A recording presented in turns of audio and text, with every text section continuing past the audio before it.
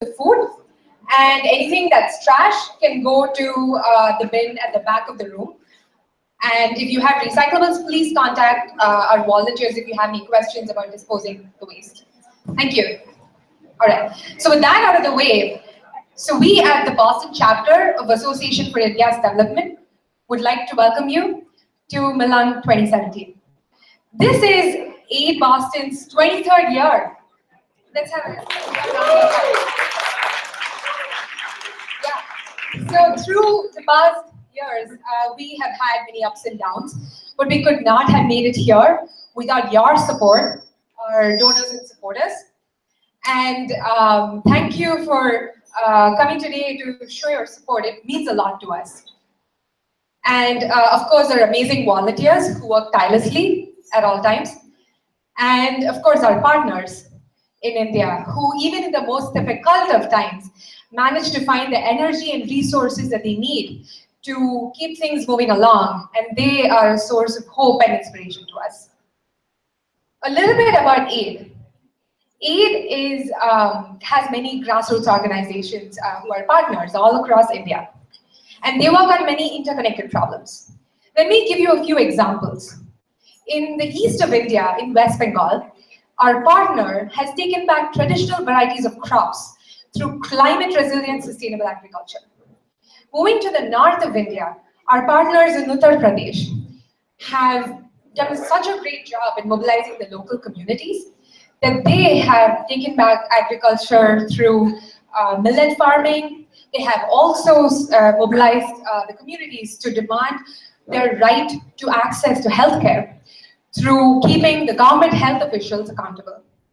In the south of India, we have Tribal Health Initiative, who work to provide comprehensive healthcare to the tribal communities in the surrounding areas. Not only do they do that, they also have a school health program for children in tribal residential schools to teach them at a very young age about the importance of nutrition and health.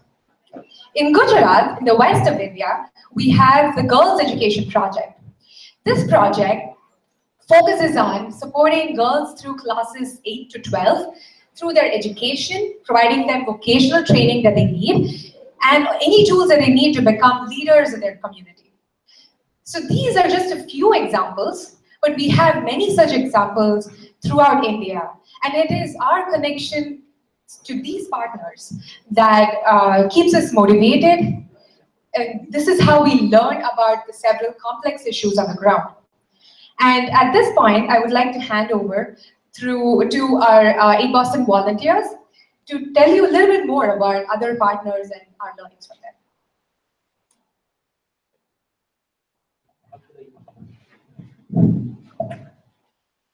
Hello, thank you for coming here, everyone.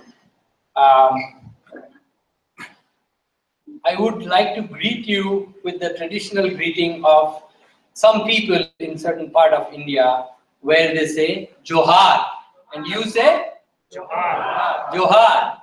Welcome. So every year, we have shared our grassroots work in different, in a different way, slightly different each year, and we do that so that we can explore along with you the depth and the breadth of the work and the kind of impact it has on society. Sometimes a lot of this work it's hard to gauge what kind of impact it is having. So this year what we thought is we will talk a little bit about the work with the Adivasis of India. So who are the Adivasis of India? Adivasis are the indigenous people of India, the first people of India. They constitute about 8% of India's population, and they live primarily in central India, and you will hear more about it in the states of Chhattisgarh, Jharkhand, Orissa, Maharashtra, Madhya Pradesh, and there is another big chunk in the northeast of India and in the tiny dotted islands of Andaman and Nicobar. So we have Andamanese, Shompen, Naga, Kuki, Bhil, Orao, Bega. There are numerous tribes, about 700, enlisted tribes in India who speak different, distinct languages. These are not dialects. These are languages that can stand on their own feet. Their cultures are very diverse. Their worldviews are very diverse. Most of them live, as you can guess, in the rural parts of India, and more specifically in the forested parts of India. So Adivasis of India live where forests live, and forests live where Adivasis live. So the main forest covers of India you will find where Adivasi populations live. Not, of course, not in Delhi, Bombay, Calcutta. You don't see any forests there. So, what is it that we can learn from these communities? What is common to these diverse communities? The one thing that stands out very strongly is their relationship with nature.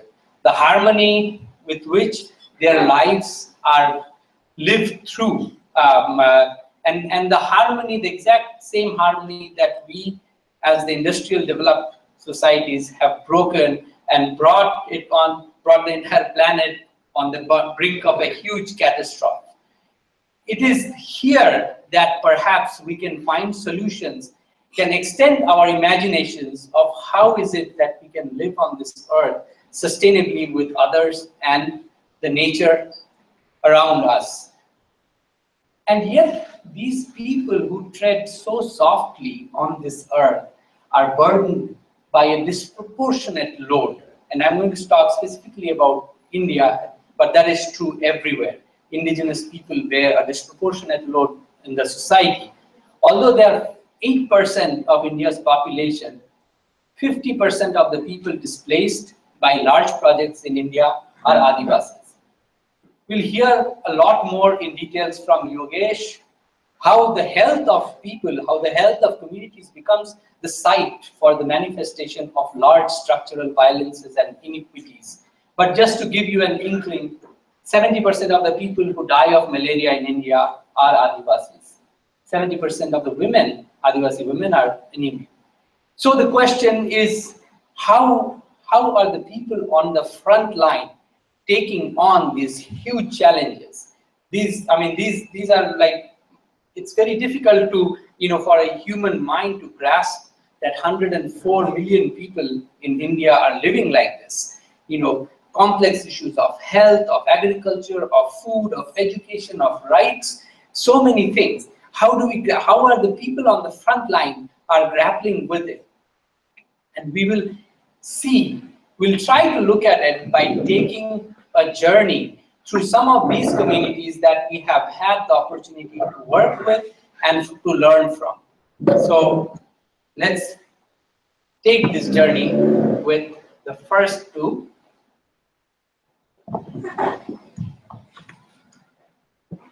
Hi there. Thank you, Sona. My name is Neela.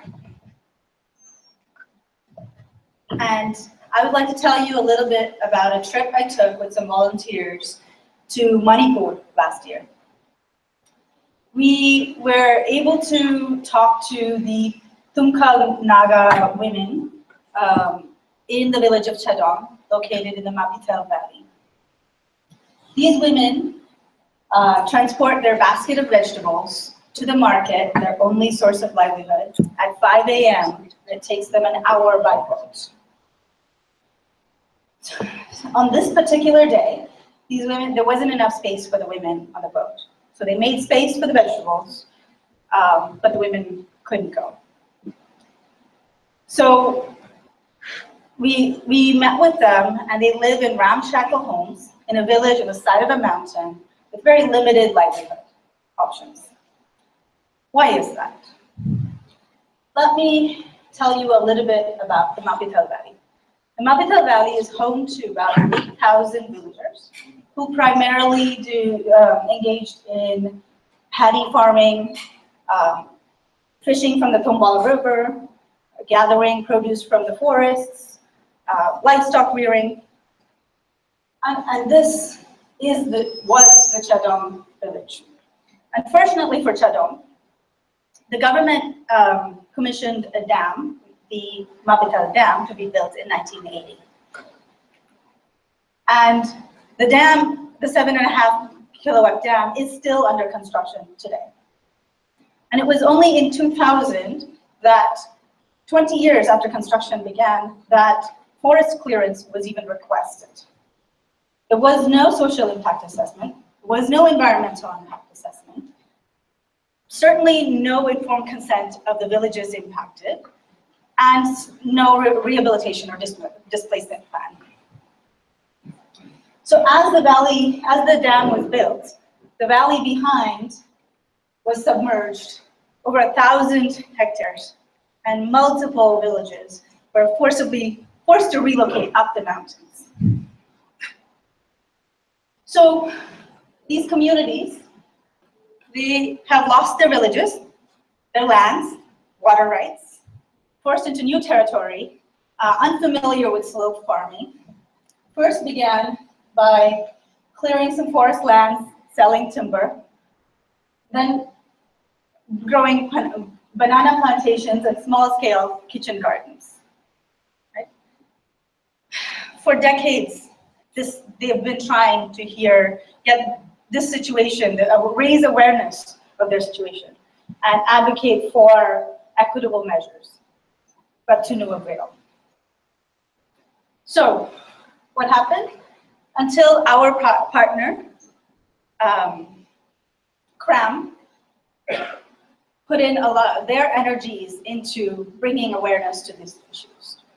Led by Jitain and Sanatan, this organization, Center for Research and Advocacy, Manipur, focused on strengthening indigenous communities and making, especially those that were impacted by development policies. Right? So the team, they documented a lot of these violations. They promoted participatory decision-making. They worked with the villagers to help them demand accountability of corporate bodies. And they helped them to engage with authorities as well, right? So this approach was really the way for the Thamkul Naga community to really get their voices heard and to bring them back into that conversation. I'm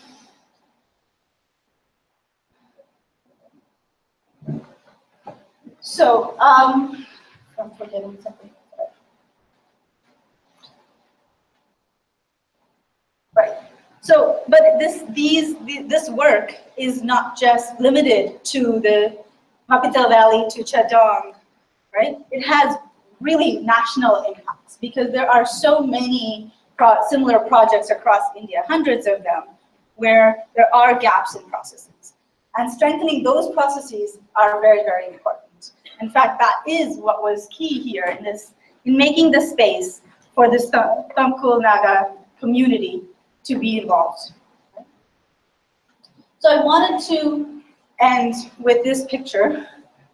You see the submerged valley in the background, and the banana plant and the deforestation in the foreground, representing this Thamkul Naga community's fight, courageous fight for a foothold in their livelihood. Thank you.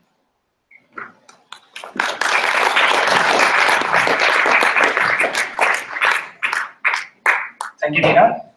Hi, my name is Nitin, and I talk a little bit about our learnings engaging with livelihoods and forest rights. As the forests are degrading and access to the forests are reduced, about 30 villages in the Koraput district of Orissa are finding livelihood to be in severe stress. Loss of livelihood here means a direct impact to their food security. Our partners, Yugajyoti, works in this area with many tribes like Duru, Dudia, Kond tribes, and help in developing livelihood opportunities and also empowered them by creating awareness about their rights and entitlements. They teach them not only how to manage land and water, but they holistically look at agriculture and discuss about it as a community. Renu Baladi, who's been working in this area for over 35 years, with a group of 5 people, go into these communities, teach them farming techniques on improving their productivity and also different techniques on how to increase their efficiency in farming. They teach them on how to develop their land and also manage water. Building check dams, creating contour trenches, and developing water-saving structures. This not only helps in keeping the moisture content in the soil, but also reduces soil erosion. Already we've seen a lot of these interventions helping in improving the productivity in this region. The crops like maize and finger millets have been doing exceedingly well, and over 500 families have been seeing a rise in their income. Model village of Mariguda, which our volunteer Gugan visited, already has about 100 acres of land in agriculture and a very strong system of irrigation there. What this has also done is given the children and youth in the villages an opportunity to go study and also be involved in the village activities. The villages also sell the forest produce as part of their livelihood to supplement their income. They sell mango, tamarind, and mahua flowers. Mahua flowers bring them, as less as 10. They make about 10 cents for every pound of mahua flowers that they sell. And simple economics would tell us the more you sell, the more money you make. But the beauty and the deep spiritual connection that the Adivasi communities have and the reverence that they have for the forest, they only gather mahua flowers that have fallen on the ground. I mean, isn't that just amazing? Women, Yogesh also works with in developing and strengthening women self-help groups, and they see this as a very sustainable way of engaging in a very long-term intervention in the area. The women, as a result, have marched to the capital of Orissa, Bhubaneswar, as part of their anti-liquor campaign. Now let us march virtually to the sub-Himalayan region of West Bengal, where our partner Nespon works with a multiple of tribes, the Garo, the Baros, the Lepcha, many tribes in this area, covering about 300 villages and reaching 250,000 community members, Adivasis. They work in developing this model of community-driven, a community-based forest governance model. What does it mean? What does a community-driven forest model mean? It means that there are local structures called the Gram Sabha, which needs to be developed and strengthened. And there are rights which are given constitutionally by the Indian Constitution, called the Forest Rights Act of 2006. And implementation of those, Nespon helps the community, strengthen communities with this. They strengthen these grassroots institutions. Not only this gives them, not only does this save the forest and protect, and also give access to the people to the forest, this also is very important in combating climate change. These structures that Nespon helps set up helps in a sustainable way to conserve the forests. We've seen very simple examples of how the communities live in harmony, with the forest. And if ever we have to deal with big issues like climate change, Adivasis will have to be part of this development process. Thank you.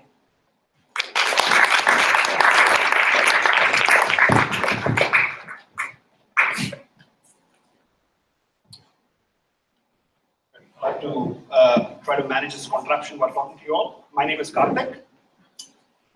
So Nitin and Neela spoke about giving examples of how Adivasis, almost as a norm, face violations of their basic human rights that are safeguarded in the Constitution. So I'm going to talk about two projects that focuses on two pillars of any developed, civilized or decent society: education and health. And these projects are located across 3 states of India: Jharkhand, West Bengal, and Orissa. Okay?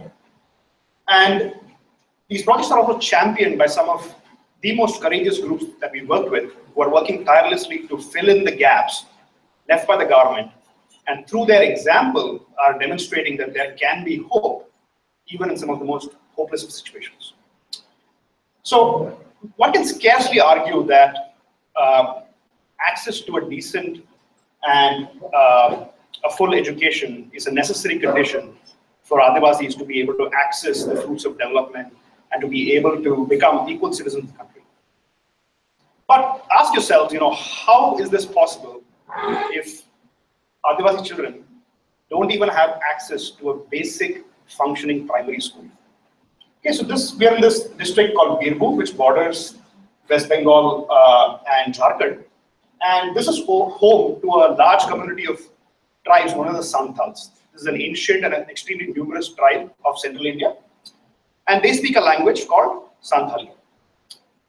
And we are in this particular village called Jambuni, where there are about 500 families, most of whom are landless peasants, agricultural hands, or they are seasonal migrants. There is a school, except that it's far away from the village, and it's on the other side of an extremely busy and precarious national highway. So if I were a parent, I'm not going to send my kids to cross this road, and neither do they. In addition, the medium of instruction in these schools is Bengali, which is a language which is as different from Santhal as, let's say, Tamil is from Hindi. It's not the language in which these children were cradled. It's not the language that they heard their mothers and grandmothers speak while they were growing up. Finally, no education or school is complete unless it reinforces some aspects of our culture, some festivals. The curriculum of the state, unfortunately, neither reinforces but is not even sensitive to the rich, cultural history of this community. So, is it a surprise that most kids don't attend schools, or even those who attend drop out very quickly or fail repeatedly? So these are seemingly simple problems, but they can exert a profound influence on the lives of an entire population. And the lessons that we learn is any intervention, be it education or health, needs to be tailored to the specific needs of the community at hand. And so our partner here, MBBCDS, is doing a very simple thing. They have a bridge program where they induct children from these villages up till grade 4, and they receive bilingual instruction in Santhali and Bengali from members of the community. And this is enough to essentially prepare them to attend public schools after the 4th grade. This group was begun by a fearless woman called Aisha Khatun, and AID has been supporting this group since its inception. And over the years, they've become a pretty formidable force advocating for the rights of tribals in this region and also for the welfare of women and children. I should say that we no longer support this project, and that's for a happy reason. It's because the government supports it now. That's what we dream for every project, but it rarely happens. So just to show you, these are these children, and this is a picture of these children engaged in one of their school activities in this bridge program. So let's move to health. And this brings us to the district of Kalahandi in Orissa. And Kalahandi has a very venerable place in Indian civilization, Mauryas and so on. But today it's more or less a poster child for deprivation and backwardness. In some of these villages in Kalahandi, almost 98% of the population is below poverty line. Famines and droughts are pretty common, and so are famine-induced hunger-related deaths. Some numbers, for instance. The average life expectancy of a human being in this region is around 60 years of age. The average body weight of a man is 46 kilos. The average body weight of a woman is 41 kilos. And this chronic malnutrition makes them naturally susceptible to a host of communicable diseases like malaria and tuberculosis, but also non-communicable diseases, as Yogesh will tell you, including diabetes, hypertension, and so on. And this is the thing that shocks me personally the most. What you see here is a seemingly innocuous logbook or roster maintained by a village health worker, with just some statistics about what's happening in these villages. They maintain one for every month. There's a particular column here where you see a cartoon of two individuals taking a stretcher. And that's a logbook of the infants that died in that little village during the last 1 month. So the infant mortality rate in this area is 250 per 1,000 live births. It's 6 times the national average. And step back and think about what that means. It means 1 in 4 children in this area are not going to celebrate their first birthday. And it's not surprising that many people who have written about this area have described the situation as genocidal or as a civil war zone. So it's in these circumstances that we support a group named Swasthya Swaraj that has established a community health program in this region. This group was started and is still led by a doctor named Aquinas Edaseri, who incidentally received some community health training while she was for 3 years at JSS. Dr. Aquinas is 65 years old and daily walks 25 kilometers to administer healthcare to some of the most marginalized communities in this region. And in the last 4 or 5 years, although this work is, there's a long way to go, they have achieved some reasonable successes. For instance, they've trained about 80 professional healthcare workers who are now administering healthcare in many of these villages, helping Dr. Aquinas. In addition, they've also recruited about 500 tribal girls from the community and again trained them in basic healthcare services, who are again supplementing the healthcare of the community. Outside of awareness-raising programs, whatnot, most importantly, this has at least become a beacon of hope in a place where people thought that healthcare is no longer something that one can aspire to. I should end by saying that these are impossible challenges, and in some ways it requires a great degree of lunacy and madness for somebody to take on these challenges. And all that we can do as individuals here is to back them, support them, provide them some ideological or emotional support. There's nothing much more we can do. And I should end by saying, quoting another famous lunatic, Nelson Mandela, who said, "It always seems impossible until it's done." Thank you.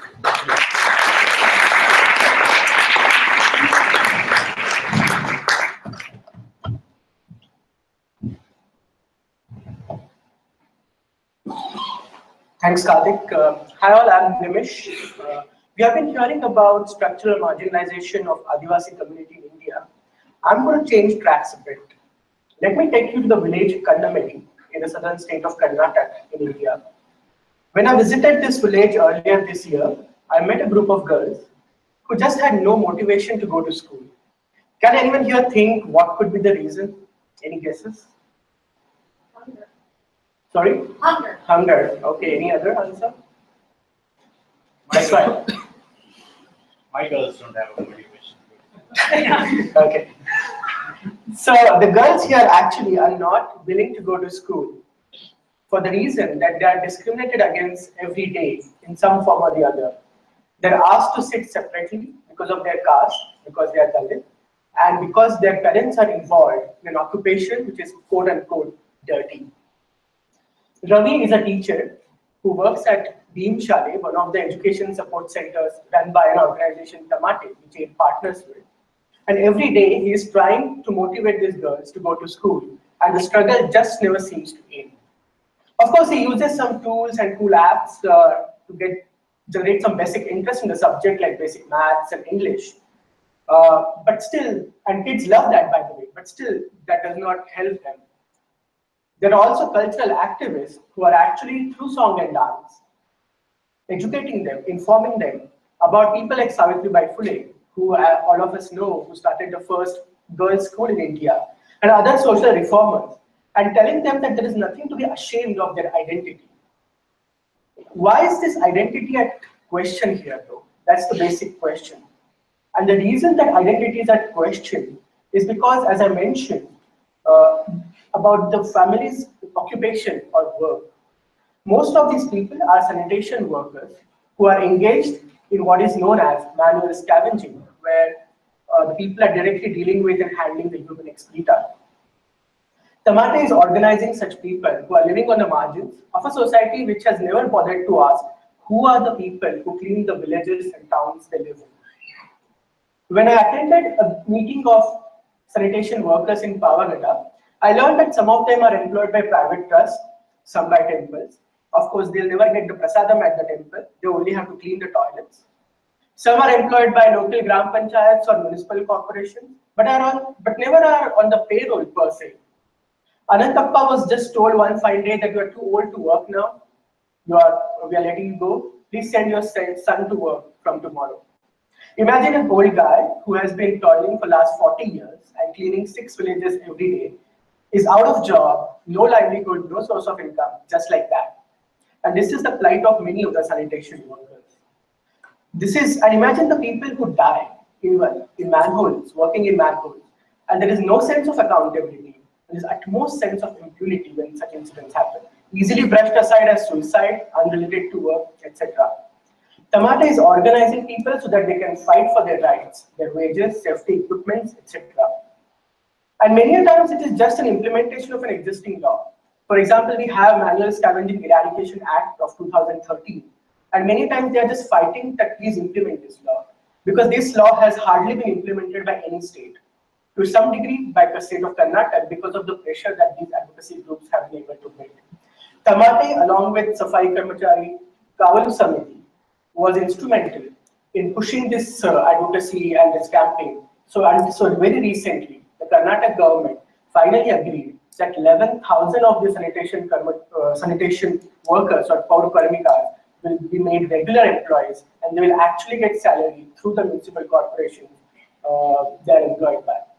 But what about Anantappa's son? Does he still have to be in the same job which his father was in and face the same social exclusion that he has been facing because of being employed in that job? Tamate is trying hard to break that cycle. Apart from education and advocacy, they are involved in engaging with youth, providing them opportunities for alternate vocation. Some of them have given up manual scavenging. They have started food stall, but sometimes that does not work because people in the town do not want to buy food prepared by Dalit. They may be trying, and then they go ahead and try maybe selling flowers or pulling rickshaw or whatever. And this struggle to break this cycle of social exclusion thus continues. Let me take you to another part of India now. We are in the eastern part in West Bengal, in small border towns of Murshidabad and Cooch Behar. Here is a community that has been discriminated against, and not just here, everywhere in India, because this mainstream society has refused to accept their gender identity. I'm talking about the transgender community in India. The community here is facing harassment, violence, sexual abuse daily, sometimes even from the law enforcement agencies. Think of a plight of a person that we as a society are responsible for. The only source of income transgender community in this area has is either through begging, dancing, or sex work. The clients who are their source of income are also the source of exploitation and sexual abuse. It is in this scenario, Corner Suburno Welfare Society, led by Shumi, has helped in and created crisis centers. At these crisis centers, they have regular doctors, peer counselors, social workers, and that has allowed the transgender community members to gain access to healthcare, know about their rights, be aware of what they can do to avoid this kind of harassment. And this is needed because they're just not allowed in normal hospitals and clinics. They're just not welcome there. So this has provided a huge safe space for them to learn. The ironic thing is that Shumi, who built this crisis center, was herself so marginalized and alienated that at one point she had to take shelter of these centers which she had built. Of course, apart from that, their main need is to have dignified livelihoods so that they can become part of the mainstream. And towards that, AWS is now working. They're collaborating with open universities like Indira Gandhi National University to have the education reach to these communities. They're advocating for their health rights, they're helping through such centers for healthcare. But apart from that, they have now started building self-help groups. They're organizing training so that they can learn skills like making bamboo mats. They want to open a boutique so that they can sell the garments. Gaining access to these mainstream livelihoods has helped them to get slightly more support from other communities in their fight against violence and sexual harassment. Shumi was telling my friend Amrita, who visited them earlier this year, Dalits among transgender actually face marginalization, which is even worse. This is a learning for all of us that how all of us, including us here, can be oppressed and oppressors at the same time. Shumi is now planning to do more advocacy, specifically for Dalit transgender groups. Friends, Adivasis and Dalits together constitute about 25% of India's population. So when we think of India and speak of development, please keep in mind and please think, where is this 1 in 4 person in that space? Communities which are excluded, which are marginalized, are fighting daily, every movement. Leaders are emerging out of these communities. They are organizing them, working toward their health, education, livelihoods. At the same time, they're even taking on establishments where needed. We are also engaging with such communities and trying to learn from them. When we do that, we also question and acknowledge our own privileges. And whenever these communities and these leaders have reached out to us and sought some sort of support, we have tried our best to support them through generous donors and supporters like all of you.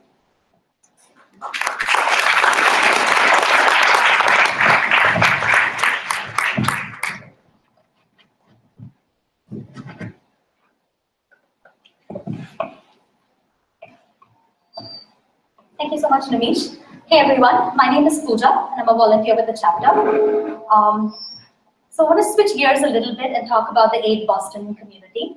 What you've heard so far is a great example of the short-term and long-term impact that a lot of our partners have. And in working with them, we've really come to appreciate the fact that driving social change is really hard. Because at the end of the day, it requires so much persistence, so much perseverance, and sometimes just have to jump into projects, not really knowing what the outcome's going to look like, right? But in spite of that, nevertheless, we as an organization do tend to continue to support our project partners and work with them, because fundamentally at our very core, we believe that inequalities in society should not exist, right? We also really believe that in order to build a just, equitable, and fair future for everybody, a lot of these inequalities must be addressed at the grassroots. So towards that end, last year we supported 19 projects across multiple spheres and disbursed about $250,000, a little over that. We hope to maintain this breadth of work this year as well, and we also hope to increase the depth of our engagement with our partners. A great example of this is actually the work that we do in the Sundarbans. So back in 2009, the farmers in the Sundarbans area, they were devastated by Cyclone Aila. They lost most of their lands. We, along with our partners in the area, worked with them to adopt organic agriculture techniques, and in the process, they were able to reclaim their lands and reclaim their livelihoods. Today, we work with those same farmers to get their produce to Kolkata so that they actually get rid of the middleman and they're actually getting fair prices for the produce that they make. So that's the level and the distance we've traveled with these partners, and that's something we hope to, oops. Another way we'd like to keep engaging with our partners and learning more from them is actually just by inviting them over and listening to them to speak and learning from them. So last year we had Yogesh Garu, whom Nimish actually spoke about, who came and talked to us about the challenges involved in advocating for communities who are involved in manual scavenging. We had Nityanand Jayaraman and Michael Masgaonkar, who gave us two very different approaches to handling the problem of environmental degradation. We had Jeevan Sathis, who are actually ex-aid volunteers who gave up on their lives in the US to move back to India and work on these issues full time, such as Balaji, who works in education, Ashish and Kamayani, who work in labor rights in Bihar. And of course, a lot of you who might have been here last year would have met Revati, our charismatic keynote speaker who works in the space of agriculture. So this is another great way that we stay engaged with our partners. So our partners are an important part of our community, but equally important are people we collaborate right here in the Boston area with, right? Great example of that is Mauli Pal. She founded the school Upasana, a school for dance, and Mauli, when she heard about the work that we do with tribals, was so inspired by their reverence and respect for nature that she actually conceptualized and created an entire program around it. And that was what Sheva was. And this ended up being our primary fundraiser and outreach activity in 2016. Molly, of course, continues to be a big part of our community. And when we talk about collaborators, I cannot not mention the teammate Asha. This is a batch of runners who trained really hard over the summer to run marathons and fundraise for both AID and Asha for Education, our partner. What's interesting is that we have a bunch of volunteers in the room today who are going to run marathons tomorrow. So, like I said, our volunteers are a very important part of our community. Segue, right? So, volunteer engagement. A lot of us do have daytime, day jobs, and so we try to take a lot of time in order to go out there and talk about the work we do. So if you see us at tables at IUGB events or Essence of India, please do stop by and say hi. But we'd love to talk more to you about AID. Very exciting. We are trying to obviously build our volunteer network, and we're very happy to announce that we now have a chapter in the Metro West area in Natick. So this chapter is so great. Not only have they taken on the challenge of supporting a lot of these projects, they're actually working with the farmers in the Sundarbans to create an app so that they can manage their supply chain of produce and manage their inventory. So they're really taking their engagement to the next step over here. So of course, like I said, social change is really hard and it requires multiple levels of engagement. We have our partners fighting that on the ground, and then we have volunteers and collaborators and donors like you over here who are a really big part of that journey.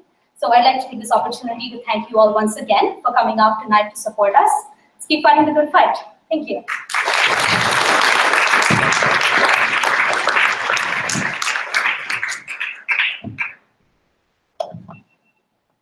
Thanks, Pooja, for the overview of AID Boston activities last year.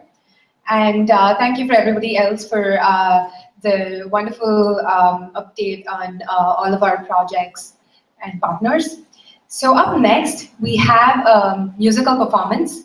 It is actually a performance of an original song inspired by the work of our partners, written by Nimish and composed by Gugan. So I invite Gugan to introduce the song.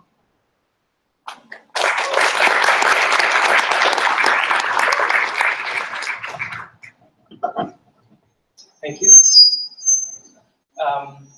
I guess we just heard from the volunteers here about their experience and their perspective.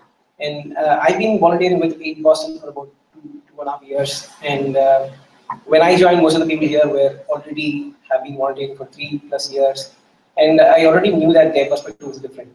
And last year was the first time I visited India and visited some of these projects.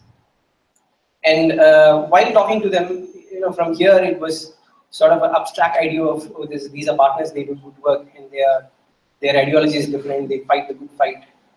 Personally speaking, that was sort of like an abstract thing. But when I was there and was sitting with them, visiting the villages, one of the lead person in Yugajyoti was a lady called Renubala Didi. She's been working with the community for over 30 years.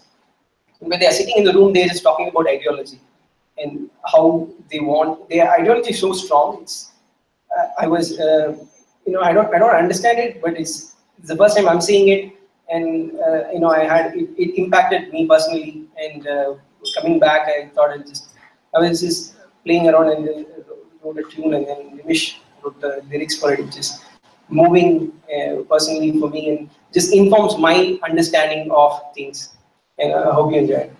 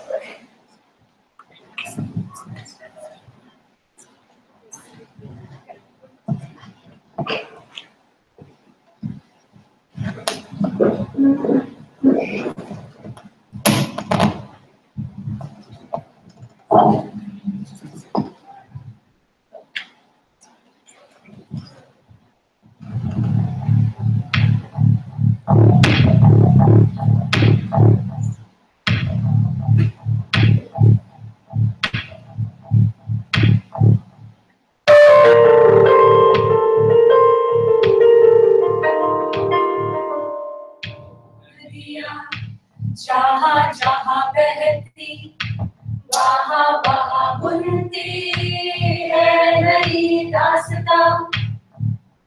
चंद बूंदे चले लिए दिल में गीत नए करके वो बना कारवां।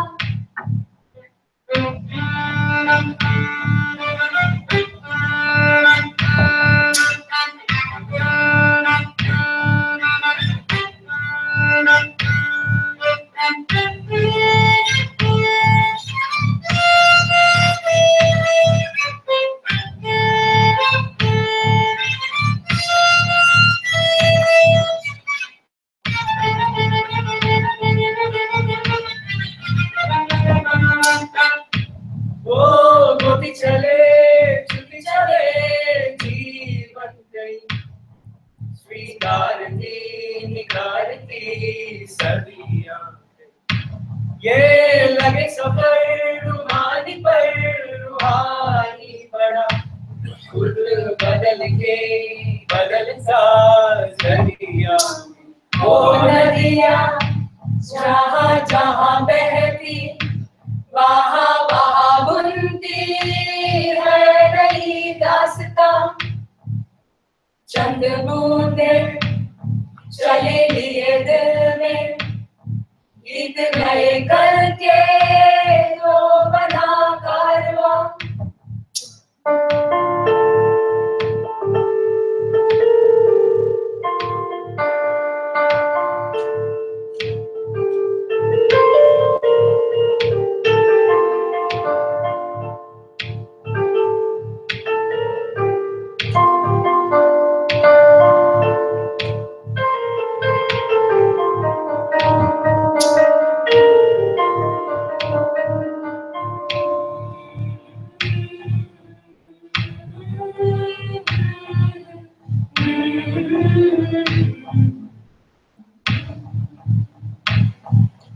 रोकने बहाव ये चला कौन है जो नहीं जानता। चोर से बंदा नहीं कभी भीतर है बेकरा बह रहा। यूं सोचो तो हम जाए ये धारा तो क्या खुशहाल होगा जरा। हमने भला क्या इनको है दिया ये ना होती तो हम होते कहाँ।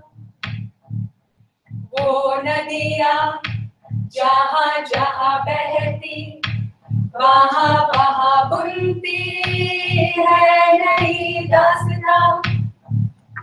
चंद बूंदे चले लिए दिल में गीत नए करके तो बना कारवां।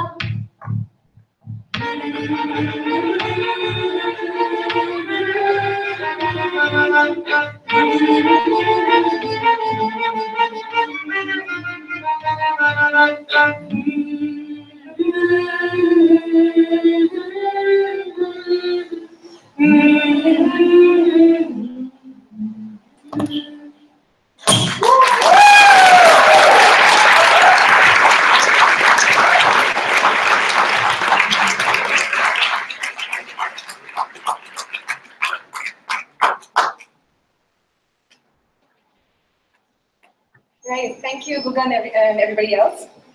So next we have our speaker, Dr. Yogesh Jain. Dr. Yogesh Jain obtained his medical degree in pediatrics from the All India Medical Institute of Sciences in New Delhi in 1990. In 1999, he founded Jan Swasthya Sahayog, a rural community health program in Chhattisgarh that provides healthcare to indigenous communities in over 3,000 villages. There, he led training of health workers at the village level, developed training materials for various levels of health workers, nurses, lab technicians, and pharmacy assistants. He also trained MPH students at the Tata Institute of Social Sciences, and he, along with GSS, He, along with GSS, started the Milan program, which was later used by the central government of India to model their ASHA program. He has worked in numerous issues of access, cost, and quality in healthcare, whether it's developing the blueprint for universal health care. He has worked on numerous issues of access, cost, and quality in healthcare, whether it's developing a blueprint for universal access to healthcare in India, or addressing specific control programs for diseases like leprosy, malaria, and tuberculosis. He has also worked on addressing chronic diseases, childhood infections, and issues of women's health. Dr. Jain is truly a people's doctor. While working at GSS, he has been observing health and illnesses through the lens of poverty and extreme hunger.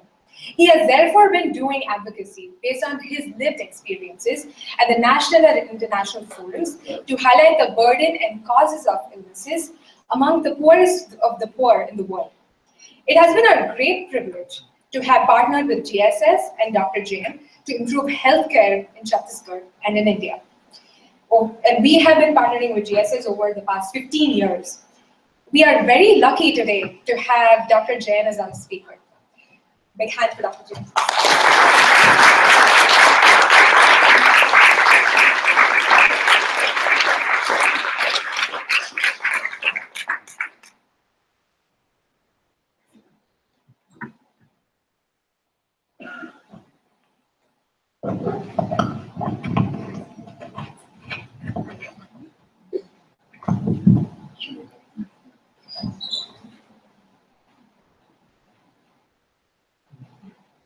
I come here after 6 years, but for me this seems like homecoming once again here, and I'm truly happy to be able to speak with. Can you hear? Sorry? Louder. So I'm truly happy to be here to be able to speak with co-travelers and friends of JSS.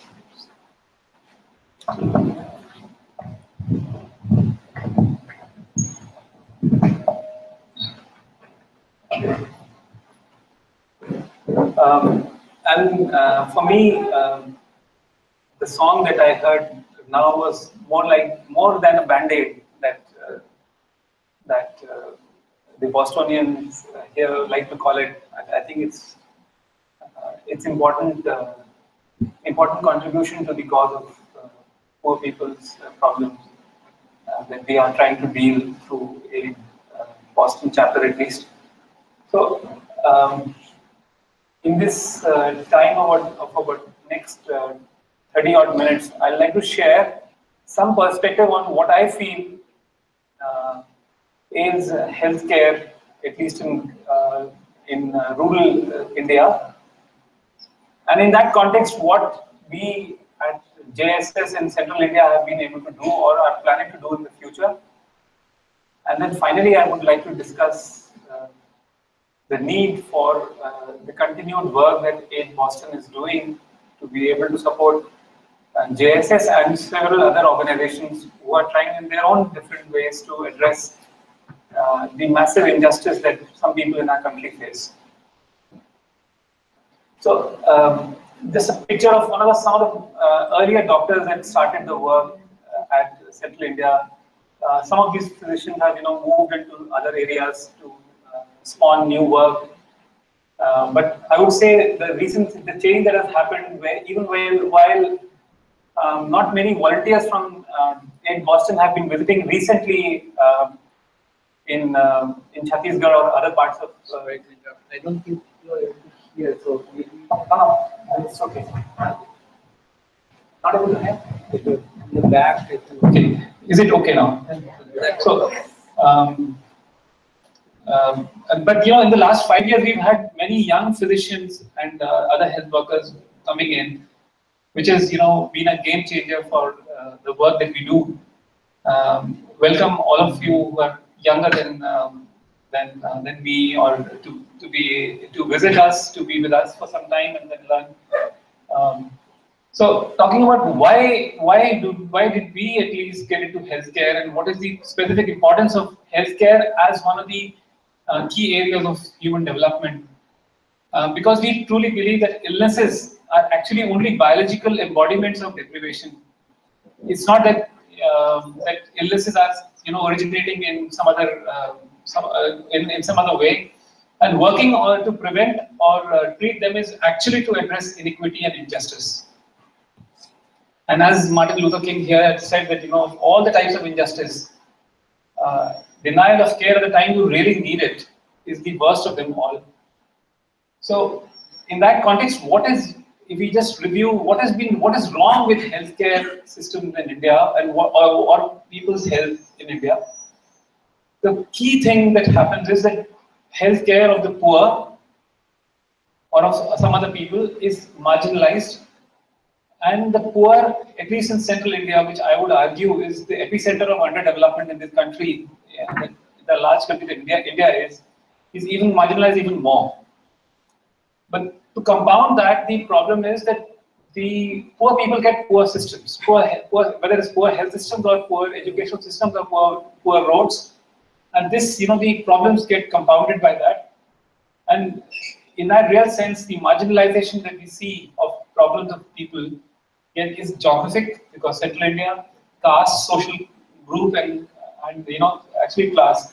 So some of you might have seen this publication that we brought out last year in June, where some of the last pages mentioned about this inequity in another geographic way, where we mapped the problems of some select health problems, and the sizes of the states was used.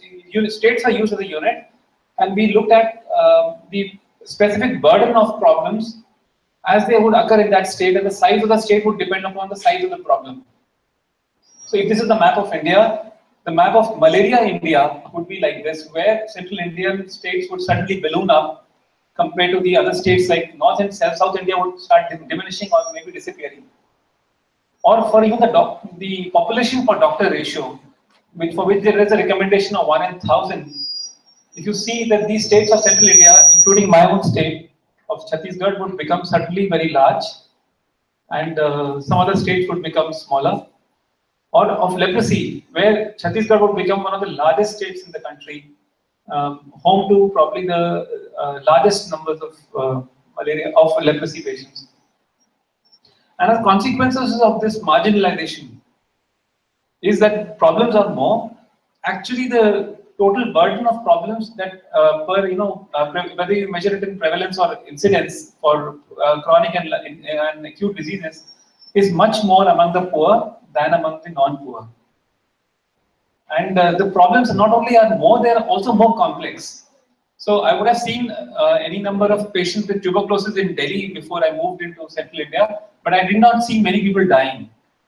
So even now that, as we see, even those people who have been started on treatment, forget about those who die without getting treatment, 6 to 8% of tuberculosis patients die actually even while they are on treatment, which is far, far more than what is acceptable in any part of the world. And that's obviously because of this such a large number of avoidable deaths and disabilities. And the other problem is that there is also medical poverty, people actually becoming poor by seeking healthcare. And in India, the second most important cause of being indebted is seeking healthcare. So these are the consequences of marginalization. And if you wish to look at in the recent past, if you've been following the Indian media, there have been recently a lot of child deaths in large district level hospitals or medical college facilities of central India. So Gorakhpur became famous because oxygen supply was cut out, or Jamshedpur and Ranchi in Jharkhand, Farrukhabad in UP, Banswara in Rajasthan, Nashik in Maharashtra, home to mostly disadvantaged and marginalized communities. And it sort of became that in pediatric and newborn intensive care units, death rates reached up to 25%. That means out of 100 children who were admitted in those hospitals, in those units, were dying before they could go home. And we, as a society or as a nation, have sort of accepted it and moved on to something else. As you know, our memories these days are like dew drops almost, finishing off by the time you go into our work after reading the newspapers in the morning. And before I came here in the last 2 months, I've been managing an outbreak of diphtheria, an illness that is supposed to have been almost extinct now. But not only in Chhattisgarh, where we saw 26 patients in the last 2 months, there have been outbreaks in UP, Telangana, Madhya Pradesh, Gujarat, Kerala, and Karnataka, but with almost nothing that is coming out in the mainstream media. And if you remember, in 2014, there were deaths due to in a hospital which was 9 kilometers away from where we are based, where 13 women died in a period of 72 hours after getting a tubal ligation done by one physician, and the system actually got away scot-free without anything. So 13 out of 83 women who underwent a simple procedure like tubal ligation for female sterilization, women's sterilization, died because of clearly unhygienic practices that were practiced by the doctor. And if you look at the problems, even in, as I said, biological embodiments, snake bites and scorpions sting. They don't bite in cities. They bite. If they bite, but the deaths happen in the most remote villages among the youngest and the poorest people. Or the type of diabetes that we see in the poor is not the diabetes of obesity. So, like 90% of diabetes in US would be due to overweight, would be associated with overweight. 70% of our diabetes people are those who have normal or low weight. In fact, 40% have much lower weights than normal, so we would call them as malnourished. Or tuberculosis of various complex types like spine, which is causing paraplegia, severe falciparum, malaria, cancer cervix presenting late. We see 300 new women with cancer cervix every year at a stage when the cure is not possible, but only some palliation is possible. And rural India, blood is almost not available. There is a real shortage of blood in rural India, with hardly any blood banks being there in rural India. And this is something that we try to chronicle in this Atlas of Rural Health. A Kindle edition or the print edition is available even with the chapter volunteers here. So, but at the same time, we realize that the battles against these illnesses of poverty, of marginalization will have to be fought and won or lost in the wide expanse of rural India. They cannot be fought in the Harvards and the Ames of the world. Where foot soldiers are absent, poorly equipped, and then communication systems are poor and backup is not there. But to compound this problem of marginalization of health problem in the country that India is, there is the added salt to the wound that is added is that these problems, the health problems of the poor get trivialized. Offer the poor some sort of things like maybe an ASHA or a little bit of some tinkering with some technical sops may be given, but privatize the rest of the health system. So as if the private sector, which is at the moment in any case unaccountable, is poor in quality still, and which is imbued with certain efficiency systems. I don't know, is tend to sort of replace, supposed to provide healthcare in an unequal world. So working at the same time, as we have been doing, trying to unearth trivialization by highlighting the problems that actually happen among the poor, like rheumatic heart disease and not ischemic heart disease alone. Tuberculosis, the burden and the pattern of the problem, blood, birthing care, and food and hunger are issues that we are trying to address. So asking the questions like, what is the burden of illnesses that poor people actually have is a worthy question, and which researchers should be asking rather than just trying to answer questions which may have been wrongly asked. Or what is the healthcare package that there should be there at each level of health facility? Should there be an ECG machine at a district level hospital or at a CHC level below that? Or should there be, what are the type of drug that should be available? Are questions that have to be asked and then found an answer for. And similarly, there are so many questions and technical questions in tuberculosis, malaria, leprosy that need to be asked. And finally, also, why don't we have price control over all essential drugs? Is a free market economy okay when you're dealing about something as vital as essential drugs, or no? And someone to say that very clearly. So privatization, if you look at it, there has been this, in India recently, there is a move to privatize the last bastion of secondary level care, which is the district hospitals. A district in India, if you remember, is 2.5 to 3 million population usually. And those, if you privatize even the district level hospital, where do people go for their problems? Except to, get impoverished by seeking care in an unaccountable private system, or to die at home without seeking care. And actually, in that sense,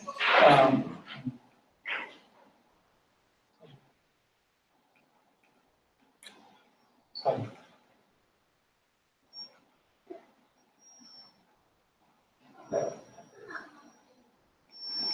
I think I'm going.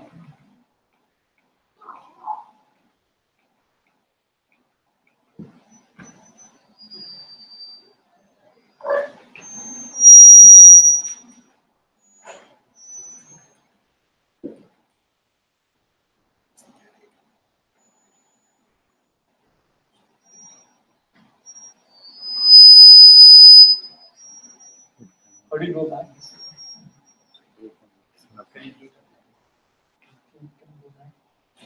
Back.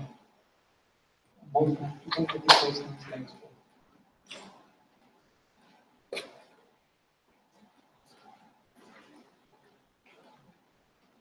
Back. One more. Yeah, one more. So, in an unequal society, we will have to have the public system to be strengthened to be able to provide healthcare. No, there is no way that you can have a private dominated health system to be able to provide healthcare in an unequal country like ours. And so, in fact, if you just as in jest, I would say, when a public physician is doing private practice, which is allowed in many states in the country, is actually private-public partnership, which is inherent in a single individual. Forget about a system, and we know the consequences of that, where greed or unbridled greed or a desire to not to serve the public people who come to the hospital leads to what the situation that we have in our country. And besides this marginalization, trivialization, and privatization, there are these other problems that rural India faces of inaccessibility. The care is actually too expensive, and it's obviously poor quality. And I would allege that it is actually getting worse for the poor in central India at least. So why did we choose central India? Because I feel that this is at some level, these are the areas that actually are the most poor areas, like western Jharkhand, southern and western Orissa, this part of Telangana here, then eastern Madhya Pradesh, and the eastern Maharashtra, with the epicenter in Chhattisgarh would be the areas where most poverty is there. And so we run a 3-tiered health program here, where the base is at the referral center at Ganyari, and we have 3 sub-centers in places called Semaria, Shivtarai, and Bamni. And in 71 villages we run a health program, which is village health worker based, where the context is of inaccessibility, like this pregnant woman being brought across waiting, a river, or hunger, where the weights that were being mentioned for Kalahandi are all not too different from the weights that we see. 41 kilos is the median weight of women who are not sick, and 49 kilos is the weight of men who are not sick. That means that 49% of men in our area have weights lower than 49 kilos, and 49% of women have weights lower than 41 kilos, even when they're not sick. So our strategy is to provide service at both the clinic level and at the community, and try as a strategy to document what we are trying to do, so that we can use it as force multipliers by offering training to mid-level workers and to primary physicians, doing observational research on important questions, and to advocate for learning that we have had for the care of poor people's health policies and practices in the state that we work in and other states around the country. So here I would just like to define what would be a good public health worker or a doctor. Is something that we try to address. So a type 1 doctor is one who's looking at problems when as they come through in a clinic setting, ask questions, examine the person, perform the appropriate least amount of investigations. When the reports come, then the person decides the diagnosis, heals the body or mind with drugs that are cheapest or surgery that is necessary, and then when and counsel the family for future complications, and teach some students or paramedics around. In as much that the community is a collection of individuals, this person is doing good public health. Type 1 doctor. The type 2 would be someone who's not only looking at the problem but also looking at the causes, the proximate causes at least. So if there are 5 people coming with diarrhea from a particular locality, someone is looking at whether there is a water problem, or the water is infected, or if there are some people coming with cough and breathlessness from an industrial area, wondering whether there is a control over the dust, exposure. It might, and which is maybe causing silicosis or tuberculosis. Or if there are people who are coming, a lot of children coming with undernutrition, looking at whether the land holdings of people are small and whether the income that people have is small. So then this person is trying to address the proximate determinants, and this would be my type 2 doctor. The type 3 doctor is one who's actually looking at the basic, political questions in health. Why is there no price control over drugs when people are not able to access drugs? What is the minimum wages that people receive when they work for a full day? And why is the investment that the country makes in health a certain amount and not the appropriate one? Like India, if you know, only invests 1% of its GDP on health. And even other poor countries like Bangladesh and even Nepal, forget about China, which may be investing 8 to 9%. India invests 1% on health, and we know. So these type of questions are more difficult to ask, and type 3 questions, but that is also a good public health doctor. So it can be an aspiration for any physician to go from 1 to 1.5 to 2 to 2.5 to 3. So I mean, just often said that I am Doctor 2.5, not 1 or certainly not 3 again. So we try to provide high quality. We aspire at least to provide high quality, low cost care with principles of equity, rationality, and effectiveness much before efficiency would come in. Cost effectiveness should never be important. Should be only important after effectiveness has been looked after, and efficiency should not be allowed to trump effectiveness of any intervention, particularly in healthcare. And what we try to do is to provide comprehensive primary care as opposed to selective primary care. So in this context where we work, as I've also already alluded to, 3,000 people from 3,000 villages access the health systems that we work on. With the second level being supported by some centers being supported by mid-level workers who are either nurses or specially trained cadre of mid-level, physician assistants or nurse practitioners who provide care, both at the level of prevention and as well as curative care. And in 70 villages, we have an intensive program for village health worker program, which led to the ASHA program at the national level.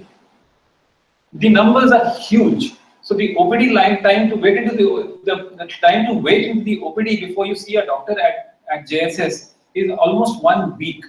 So if a person comes on a Monday morning, it's likely that the chance that he would see a doctor would happen on a Friday or on a Monday next.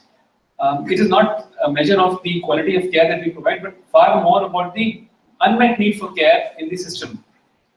So with population like 15 lakhs and 69% of people are tribals here, of which almost 20% are people from belonging to the primitive tribes or particularly vulnerable tribal groups. From a large area, 40% of patients come from even the neighboring state of Madhya Pradesh, and a large number of consultations. And even as a snapshot, the problems, if you look at tuberculosis, cancers, and diabetes, are 3 illnesses which are otherwise supposed to be happening due to different reasons, but they happen at equal frequency, equal murderous frequency in the communities that we work in. So tuberculosis is a typical disease of deprivation, or diabetes is as often believed to be a disease of overconsumption. or cancers that which may be partly genetic, partly toxic and environmental, are all seen in equally large numbers in a community. And if you look at the illness pattern, it is almost all illnesses except obesity are in large numbers in poor communities. So there are obviously more complex problems due to deprivation and poor access. And there's a larger direct evidence of social and economic determinants, and obviously with less resources that we have. So we try to address this by offering this care using various strategies like despecialization of doctors. Oftentimes what happens in the juggernaut of specialization that you forget everything else and you become a specialist doctor. I was hearing someone, a friend, a cardiologist telling me that there are P-wave doctors and there are QT doctors, or a left ear doctors and a right knee doctor. But is there a possibility of strategy, possibility that you learn something well, but you don't forget the rest of the things? Is it always necessary that you should forget everything else to become better in a particular thing? Is a knowledge paradigm that I think all of us should try to explore, particularly when we are working with disadvantaged communities. So we try to cut down the indirect costs, try to provide same-day treatment. Investigation should return by the same day, and treatment should be given the same day, so that people can go back without losing another day's wage. And we still use glass syringes in order to cut down waste, because if we can disinfect our linen and our equipment, why can't we also disinfect our syringes? And using technology. The other strategy that we've used is to communitize healthcare, to take it beyond the doctor and to take it beyond the hospital, to the extent it is possible. So for acute and severe illnesses, yes, you're right, you need hospitals and you need some more specialized care providers like doctors. But for chronic continuous illnesses, like most NCDs are, and for many infections also, you can communitize by taking it to a health center level. And therefore we are championing the cause of the mid-level health workers who would be the care providers for a large number of problems, for screening, for continued care of chronic illnesses, and even of infections also, chronic infections. This could be provided. And thirdly, that we are strategizing to help people look after their own problems. So, people with disease-based patient groups would support each other, where with ensuring that they would be able to take their drugs regularly, share information, share their problems, and not only there, they become in fact the advocates for their own illness.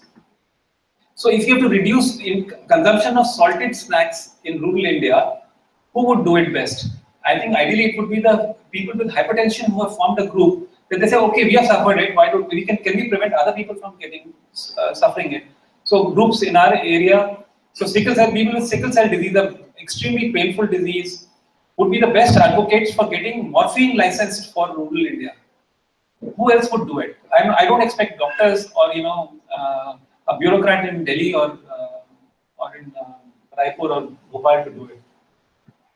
So we use technology to the extent possible, and this is where many of you could also help us using electronic medical records, which ThoughtWorks India, ThoughtWorks Global helped us develop, and which not only allowed us to use open source software, but it has been now used for any number of countries and other hospitals within India. And grateful to ThoughtWorks for this, and other colleagues, other friends from AID Boston who also helped with ideas. And we are now looking at how can we even help the most peripheral workers through community health records using mobile apps, where you can strengthen and support the health workers rather than only police them, as is done often in health records in public health systems. And using even audio literacy and cell phone technology. So all our health workers have cell phones. So they often would have to climb trees or go on top of a hill to be able to communicate. Their network may be possible to be able to use their audio literacy, which is more easily available than visual literacy, to be able to communicate information, surveillance information about births, deaths, and other specific illnesses, and also a method of reaching some websites so that they could even access training materials can also be done through this, which we have done, and also developing appropriate health-related technology. Technology we have used not only telemedicine as the in vogue thing in technology in health is, but even telemedicine, cell phone medicine is also an appropriate strategy to use. So we, through several friends in US, as well as specifically in Boston, we are able to get technical support from doctors and from other supporters in accessing specialized care, like in psychiatry, echocardiography, cardiology, teleteaching is possible, including, and we run even a Skype clinics with physicians from this city also. So this is using a cell phone for data collection and surveillance. So we also make certain instruments for which support from the Aid Boston has been there for developing instruments and certain techniques. So at the community level, what are the methods to find out whether the water is potable or not, or at a village health worker level.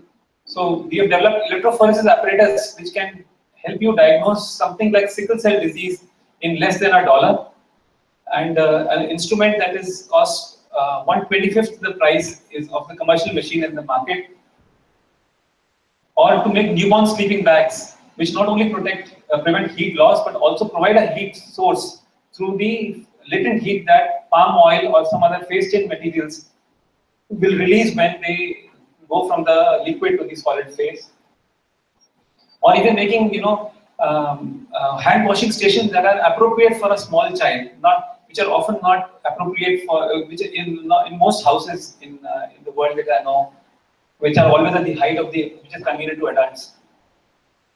So we try to focus on, disease-wise, on all problems like tuberculosis, falciparum, malaria, and leprosy among infections, maternal health, which continues to be a huge issue still, and non-communicable diseases like lean diabetes, the diabetes of the poor, or strokes, which occurs due to poorly diagnosed and poorly treated hypertension, and sickle cell disease, epilepsy, mental health problems, under 3 child nutrition, and these are some of the new areas that we have added to our work: community-based palliative care, community-based rehabilitation, adolescent health work that we've recently started, and some livelihood work for adolescent girls. So children eating together.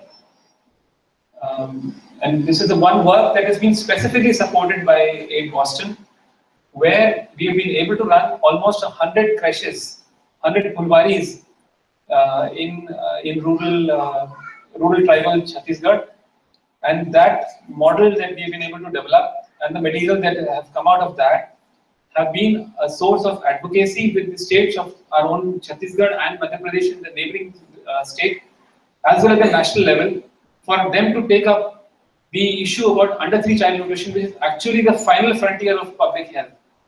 Because if you spoil the nutrition in the first 3 years of age, you are actually programming them to become poorer adults also, not only in physical ability to work, but also their mental ability to join any work that requires high level of intellectual development. So this battle can be won, and in that sense, really grateful to Aid Boston for supporting this for last 9 years almost now. So one picture of JSS from a water tank top, which shows the training center in the background. And so as we stand now, with support from all of you, we have a community base of 1.5 million population. We also have 40,000 population where we have a complete database in a predominantly Adivasi community, with a human resource base which is academic, technical, and some experiential grounding to be able to take on issues. And in our campus, which is about 4 hectares and 3 sub-centers that have hostels, training centers, and a large training base, and an electronic medical record system. So, just sort of a personal note, healthcare working in a rural area in a disadvantaged area is actually a fantastic opportunity to be working at the front line, which most people want to work not as backyard generals, but to be leading from the front. And this opportunity is really there when you work like this. In the last 18 years of my work, I've only learned something new. It's not that I've actually contributed much to people's lives. and the growth has been primarily of one's own. And you require far more skills of medical and social. So I was trained as only a specific child care physician, but I now can hopefully do many more things like rheumatology, psychiatry, cardiology sometimes, and a little bit other medicine pieces thrown in, or even to know whether the soil that a farmer has, is it good enough for growing a pulse in the non-monsoon time, is something that one has learned over time, and this would be greatly possible if those of you would like to join hand and work here. The other thing that JSS has been able to do lately has been to mentor public health professionals who are making their baby steps into people's health work. Whether it is physicians who are trying to do, or public health professionals, nurses, lab techs, and other people who take on program managers to do. And so there are several visits by faculty of university who come to share their ideas, to pick up brains for ideas so that they can take up research questions in future. But finally, to reduce the hopelessness and apathy, and hopelessness among the middle class that we actually see कि कुछ नहीं हो सकता है इस देश का, is something that can be looked after by work that organizations like ours are doing, and with support from all of you. So there has been a long association with Aid Boston in these years, since 2006. And I remember I first came here in 2008, but there has been support from Aid Boston before that in varied areas. I've already talked about under 3 child nutrition and child development, the Pulvari program that largely supported by the Boston team, with support from George and through him, Mr. Peter White, as well as the entire Aid chapter. Leprosy, tuberculosis, volunteers from here have been coming and supporting us, not only in taking on in documenting projects and programs, but also coming up with ideas how things should be done. And I would share here one secret, that the book Atlas of Rural Health, which is relatively popular now, actually has the largest number of contribution from Aid Boston volunteers. Whether it is Jonathan Fine, who came here and made the first stories in 2009 and 10, or Shomnath, who came before and after that period, as well as other friends who have documented this and have shared. This has been a great experience of collaboration and co-traveling that we have done. And Aid Boston is a chapter that actually is helping organize the other chapters' support in the rest of the US. And grateful to Bostonians for this. So obviously, in this work, when you work with disadvantaged communities, it requires funds and other support.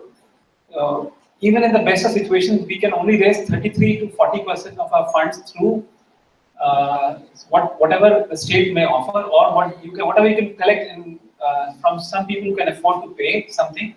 But for the rest of the thing, you require support from friends and well-wishers, and sometimes from grant organizations who have their own agendas often to dictate, which you have to look after.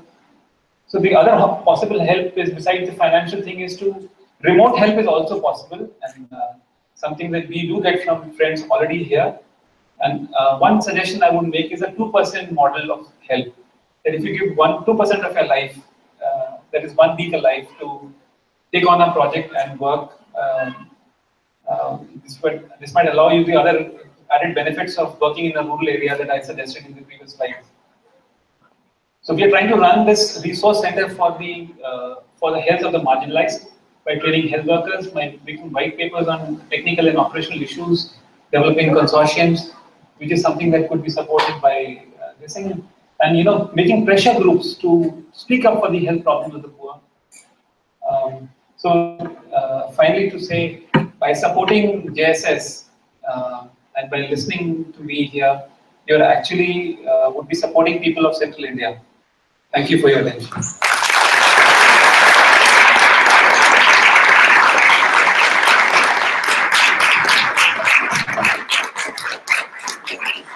We have time for a few questions. Maybe 3 or 4 questions.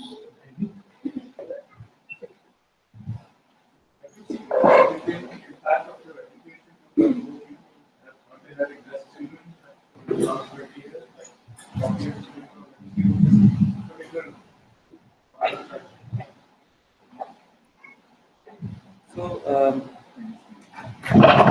Deepak, I would have a little difference of opinion. I don't think that the biggest problem of the country is overpopulation.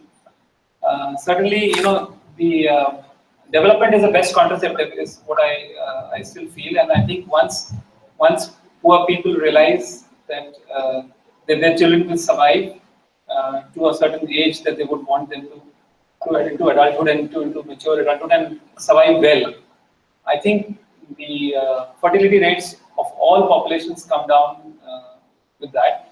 Having said that, I think the education thing of communities is a slower process to band-aids are easier to apply than we do operate upon a strangulated hernia or to get a severe mitral stenosis, get a commissurectomy done. Those are easier to do, and we obviously go for low-hanging fruits to make inroads into the misery that people suffer. Educational things have helped. So I think in some ways we've been able to reduce the allegations of witchcraft that poor people, that poor women particularly, and single women are attributed to very unfairly to them. In some ways, there is a, I would say, care seeking has improved. The rational care seeking has changed over time, but it's still an unfinished battle about education thing. Hats off to people who can take on educational work. It's a little more difficult than even providing healthcare, I think.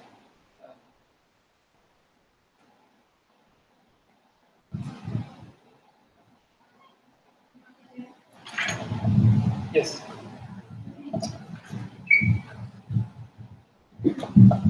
My name is Dr. Vasima Sheikh. I've been working for the last 4 years in a very remote village in the Himalayas. And the biggest hurdle in providing health care to those who were very sick and desperately needed care was the control that the community exerted upon the poor people or the women or the children. And even if I went to the house and said that I am here to provide help to the person who is sick in your house, if the man of the house was there or a patriarch, he would say, no, thank you, you can go. So I know that just by being there and having the medication and being available to them was not enough. Why do you think that is? Would I have had more success if I was a man? In your villages, when the doctor who you showed, somebody showed us a doctor who is providing health care in the house of people, families. Do you have the same problem where doctors are prevented from giving health care even if it is free? So I think this is a global problem among the poor. There are many reasons why we need to understand why people don't seek healthcare. Even that difficult man who did not agree to his child or his wife or his another person in the family not to access care. There's a lot of disconnect between systems and people. So because most systems are unfriendly, they are expensive, and there is something that you don't have a control over. So that person may be able to go to someone whom he or she knows. It's not that people want to die on their own. It's just that they don't have trust on a system. And trust building requires bridges to be built. So I would say, communitizing through either village health committees or even village health workers who belong to them, to the people who are sort of who can understand the question that people have in mind, even understand the irrational decisions why people take such things, would be few steps that I would recommend. There's obviously you have to, I feel when people realize that they would get effective care and affordable care, they will go to those places. It is often that people don't have trust that this could be, they would be getting effective care or affordable care, that they say that they start finding irrational reasons that, oh, this is not, or it's not a felt problem. That illness may not be their felt, may not be affecting them, and they feel that it may be okay that they could manage without seeking care. It may be that we feel that it is, that it's their need, but it's not their need. So overall, I would say, systems will have to reach out to people, which actually often have not reached out. I mean, you reached out, but many people don't even reach out that far. And obviously, some of these things take time. If you find 5% of people responding to you, they might be the game changers for the next people to come. Thank you for your talk, Dr. Jain. What is your relationship with the government district medical officer? Is it a friendly one? Do they feel threatened by your work? So, this is if I may answer as an NGO person, NGO is a very bad word. Even a haircutting saloon down the Boston Road would be also an NGO. It's not a governmental organization. But so this has been used in a sense by the developmental discourse to discredit and to lump everyone together who's not part of the state as NGO. So it could have been, the word NPO could have been used, non-profit organization, but that was not carefully chosen to lump everyone with the same in the same basket. And in a country like India, where only 1% of care is provided, or maybe less than that, by the voluntary sector, in a sense. This word of voluntary sector was there till 1980s, and then the word NGO came in. So the role that we see for ourselves is obviously one to find solutions to unsolved problems and offer them as as models to the state to take on, as well as the same time where the state goes wrong, and also to find faults with the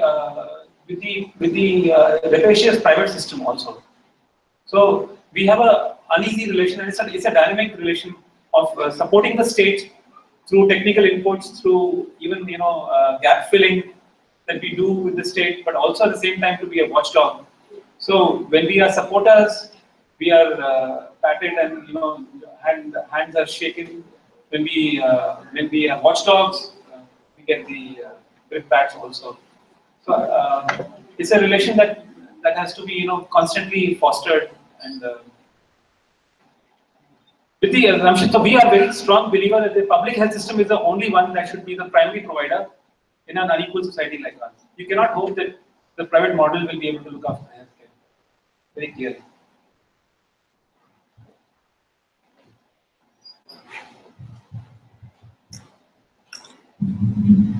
I want to first thank you for an inspiring and informative talk and for the work that you do. My question is at the intersection of health and environment. So, for instance, I've followed, particularly where it relates to tribals. So I've followed that intersection in other places in the world. For instance, ethnobotanists in South America have recorded that tribal cultures have their own indigenous systems of medicine. So I'm just wondering whether that sort of jari-buti tradition is still there among some tribal peoples, and does that depend on the extent to which their environment is still being sustained? And in other words, to what extent are they able to take care of themselves, and do some of the serious problems that you see that are some of the reasons, do they have to do with the degradation of their environment? So I think this you raise an important point here. And the resources that that indigenous communities have had over centuries to look after their problems have received a big hit. I don't think there's any debate about it. Whether it's degradation of forests or decision making formations that the communities may have. as well as other resources to be able to seek care, something which they may not have on their own, but even the money that may be necessary to purchase care from the public system or from the private systems that the same communities may be forced to receive. They've all received a hit, these things, and I feel as of now the problems that the Adivasi communities face are, frankly, all of them are related to at the moment their deprivation that they've had. So Adivasis at the moment are the poorest people in the country. You would say, you put a pecking order of, I didn't show a slide I had previously, that if you do the weights of people and if you put them in a ascending order of their nutritional status, you will find that the Adivasis in any community would be having the lowest weights, and the highest weights would be in the general the non-OBC, non-ST, non-SC category. And within that also there will be some pecking order between men and women. But so all the problems that we see among the tribals here, at least in Central India, are a consequence among what is called tribal health is actually the health of the poorest of this land. And obviously they have very low resources and obviously worsening resources for their own healthcare needs. And I feel, at least in Central India, for major problems, the resources, the indigenous resources they ever had have reduced to such a level that it's probably difficult to revive them. So that I don't expect that they would be able to look after their heart diseases or their tuberculosis to an extent that we won't need the modern systems of healthcare that we have at hand. Maybe in a very bright 200 years later, maybe that situation might some fantastic revival happens. So we need to ensure that care for the poorest should be provided for by a welfare state, and there is no getting away from ensuring that care. So I don't want to romanticize the indigenous systems of medicine, but I mean they are still useful for certain types of things. For example, managing some mental health problems, for taking some decisions about end of life care and all. There are many areas where even our existing models of healthcare are inadequate. So for chronic wounds, we know it doesn't work. For chronic hepatitis, there are care systems are not very good. So there are many illnesses and many conditions where indigenous systems may have still a role, but it's unlikely that they would be able to. We can do away with modern systems of medicine and revive the traditional systems to look after them.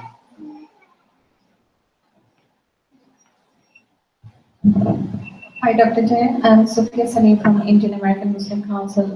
There is so much good work is being done regarding the healthcare, and the research is being done on various diseases, and the healthcare is provided. What are the preventative measures which are undertaken to not to get those diseases at first? So I think food would be the number one preventive thing. If there is one thing I would put my finger on, obviously better environment. I would even say good health systems. Why should one's illness worsen to a level that it becomes it requires tertiary level of care? So even good public health systems at the level that people can reach up to would be other specific preventative measures. In our entire discussions about illnesses and health, we sort of forgive and let the the quality of health systems to be put aside. We don't consider that as a determinant of people's health also. So poor health systems actually determine poor health for the people. So we should hold them to task in whatever discussions and whatever outlets for sharing our views with the people who decide policies. We should critique and hold them to task, hold them to account the systems, quality of systems that we have. Of course, we can discuss about various other preventative measures. vaccines are necessary, but there are problems with vaccines also. I'm not an anti-vaccine lobbyist, but I still have many questions to ask about the vaccines and other preventative methods, safe drinking water, if you were to say. But I would put food, adequate and balanced food for people, as a basic right, and not just even relegated to preventive, dispensable method of looking after problems.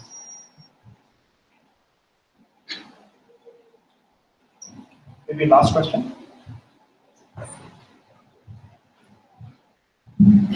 Hi, Yogesh. Thanks for the talk. I was just following up on a question from before. You mentioned food many times, and that's the public distribution system. Seems that the state is essentially absent in the place where you're working. So are there states in India where you think that the state health system and the public distribution system are actually functional? And is there any lesson that can be taken from there to your area? And are you essentially trying to replace the state, or at least show the state, showing the state what to start doing right in your area? So for me, food is not only PDS, public distribution systems. Public distribution systems is only one method of ensuring some food. And at the moment, the public distribution system in India, and even in the much touted Chhattisgarh's health, a public distribution system, which is held as an example of good governance of food distribution, is actually bullshit, because they only provide some cereals. They don't and provide a lot of free salt. There's no cereal, there are no pulses, there is no oilseed, there is no animal protein in there. So what you provide is, you make people consume a diet which is 95% carbs and some greens thrown in, clearly inadequate and imbalanced food. At the same time, when my state runs this so-called efficient public distribution system delivery, they are toying with the idea of giving cash transfers for food to replace even this this food, which I think is a very dangerous idea, because people, if you give cash to them, then other competing needs might even reduce the food intakes that people are now at least are able to have, even if it's imbalanced. The neglect of the agricultural system is something to be seen, to be believed, that there's little subsidy for seeds, or there's no encouragement of through food prices, through minimum support prices for purchase of anything beyond the rice and wheat. So if they don't get a minimum support price, there is no crop insurance. People will not even grow those things, and therefore the people's diets have actually gone down. When I mean food as a preventative method, I'm looking at methods of reviving what people ate. So I was reading a gazetteer of 1865 of Chhattisgarh, pre-independent India, where they showed that people when a visitor would visit Chhattisgarh, the people would be confronted with so much food that they found it difficult to refuse, and would get often upset that so much food was being offered to people. Possibly it was because the Chhattisgarhis could not sell that time food to the national PDS system, so they were forced to eat that food. But that is short, from that situation to the present weights that people in Chhattisgarh have, has been I would say a giant tumble down. So, and I certainly, it's not our attempt to discredit the state. Certainly, we will call the state to account by pointing out the problems that the state does, whether it's in healthcare or in other areas like education or agriculture. But even to dream that we would be able to replace the state in some areas is not on our mental horizon at all. So with that, thank you for listening, and let's thank Dr. Yogesh Jain.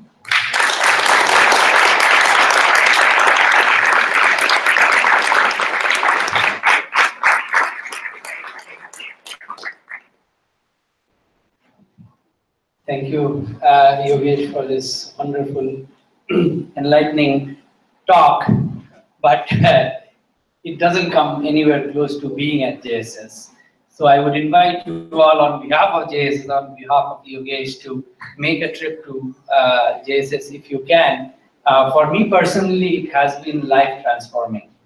You know, to understand, to sit there. Sometimes during my visits, I spend a half of a day or a day just sitting quietly with Yogesh to see who are the patients who are coming through, and how do they treat not just medical treatment, but what is the humane or human